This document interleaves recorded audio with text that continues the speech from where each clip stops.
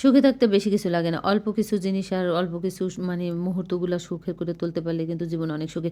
সবাই মিলে যদি একসাথে খাওয়া-দাওয়া যায়, সবাই মিলে একসাথে আনন্দ ফুর্তি, সুখ-দুঃখগুলো ভাগাভাগি করে নেওয়া যায়, তাইলেই কিন্তু জীবনটা সুন্দর আর সুখের। এই যে মোরা সামান্য জিনিসে অনেক কিছু, অনেক খুশি, অনেক মানে আনন্দ উপভোগ করি।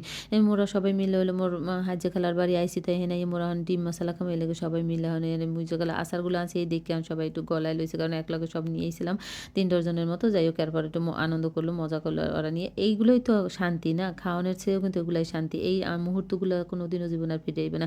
এজন্য প্রত্যেকটা মুহূর্ত কিন্তু সুখের আর শান্তির করা উচিত। মানুষের দুঃখ কষ্ট মন থেকে মুছে ফেলানো উচিত।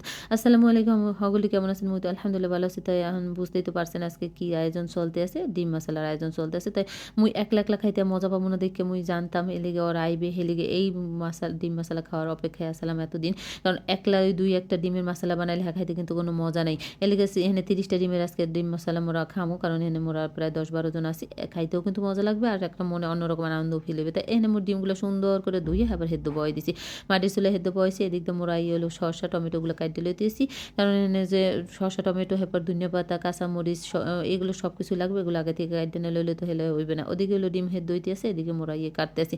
তাই দেখলাম যে মোর বোন একলা, একলা কাটতে আছে, এত হইবে না। ধনিয়া পাতাগুলো না কাইটে দিলে আগাইবে না কামে। এনে এগুলো আবার ধনিয়া পাতাগুলো সুন্দর বয়ে, বয়ে কাইটে দিতেছি। এগুলো মোগো খালাম্মাগো খেতের ধনিয়া পাতা এত সুন্দর ঘ্রাণ মানে টাটকা ঘ্রাণ।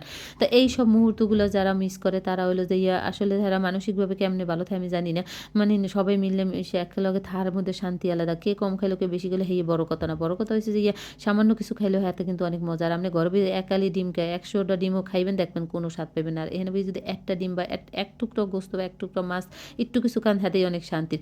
তাই যাই হোক এরপর হলো সবকিছু হলো যে হেদ্দ হয়ে গেছে আমি সুন্দর করে সিলে লইতেছি। কিন্তু দুঃখের বিষয় এখানেই বাজছে ডিমগুলো সব ভাজও আসলে ডিমগুলো হেদ্দ ভালো হইছে কিন্তু তারপরও ছোলা মানে ভিতরে ডিমগুলো উঠে গেছে দেখতে সুন্দর না। তারপরও খাওয়ানো কিন্তু স্বাদে কোনো হেরফের হইবে না। কারণ এনে ডিমের হলো ভাজও আছে এইজন্য। তা এরপর হলো চাটনিগুলো সুন্দর করে মুই হলো যে আকারে সিলে লইতেছি সবাই মিললেই। কারণ একলা, একলা করলে হইবে না। তো এরকম করে আপনারা সবাই মিলে কেডা এই শীতে এই ডিসেম্বর মাসে ডিম মশালা খাইছেন কমেন্ট হইরে জানাইবেন। আর মোগো এই রেসিপিটা আপনাকে কেমন লাগছে হ্যাঁও জানাইবেন। তাই যার পরে এরপরে সবকিছু ডিমে চাটনি-চুটনি নেওয়া হইছে। এরপরে তো কাসুন্দ দিয়ে আর হলো যে বিট লবণ দিয়ে সুন্দর করে আমি মাইখা লইতেছি। কারণ এই হলো মাইখা সুন্দর করে না লইলে হলো খাইতে তো মজা লাগবে না। হলো চাটনি যদি একটু, একটু করে দিয়ে লই ডিমের উপরে এত মজা লাগবে না। তাই আপনাকেও মানে কার এই খাবারটা পছন্দ একটু কমেন্ট করে যাবেন। আর কেটা কোথায় দিয়ে দেখতেছেন হ্যাঁ কমেন্ট করে জানাবেন। তাই এরপর ডিমগুলো ফাটিয়ে লইতেছি কারণ এক, এক করে একটা, একটা করে ফাটিয়ে লইলে খাইতে মজা লাগবে না। এলিগে মুই একলগে সব ফাটিয়ে লইয়ে সবাই মিলে একলগে খামু। হেলিগে একটা চাকু দিয়ে সুন্দর করে ফাটিয়ে লইতেছি। এর ভিতরে দিয়ে এবার খামু। তাই এরপর হলো সবগুলো কাটা হয়ে গেছে। এখন একটু মুই প্রথমে টেস্ট করতে আসি যে কেমন হয়েছে। তাই যাই হোক অনেক মজা হয়েছে। খাওয়ার টেস্টটা অনেক মজা থাকে। তাই লেবু একটু বেশি হয়ে গেছিলো। এইজন্য সামান্য একটু টেস্টের হেরফের হইছে। তাই পরবর্তীতে আর এরকম হইবে না যে আজকে খাইতে, খাইতে আমরা বিদায় নিতেছি। তাই এরকম কেটে, কেটে খাইছেন কমেন্ট করে জানাবেন। আল্লাহ হাফেজ।